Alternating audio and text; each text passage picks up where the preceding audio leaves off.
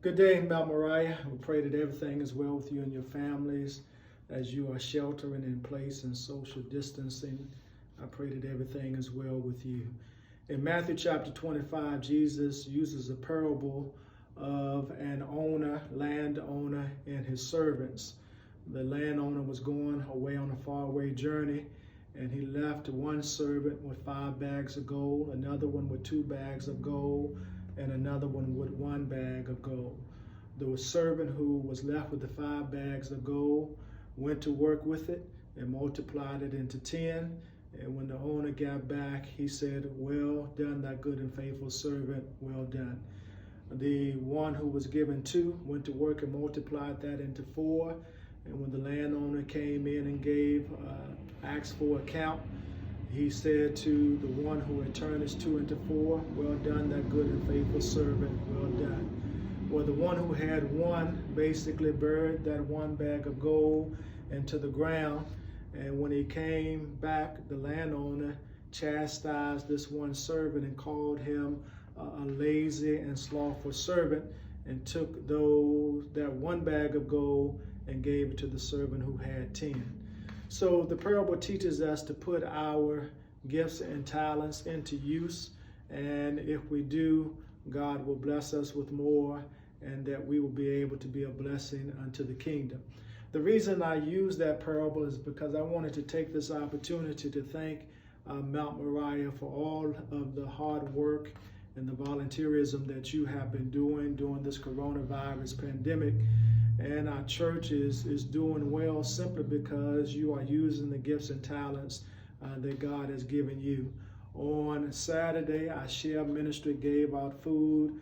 Sister Underwood and Sister Bush and Brother Smith were here working hard. And then kudos not only to them, but to our counting team who consistently comes in and count on Monday morning.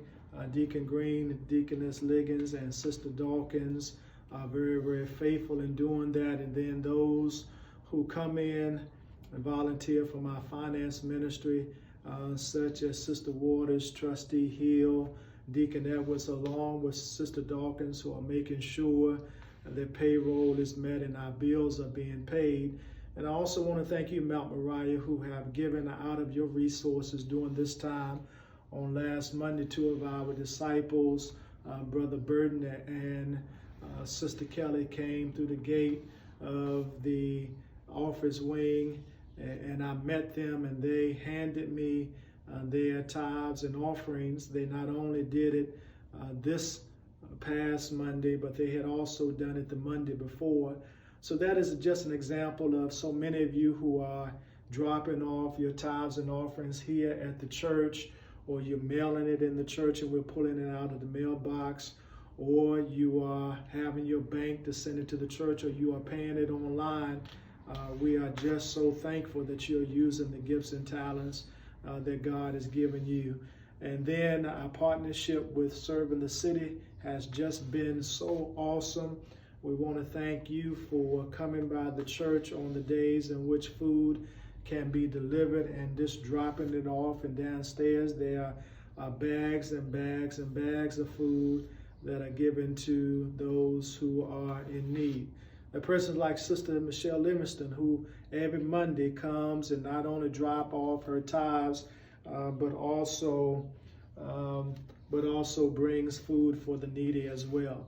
And then so many ministries are working.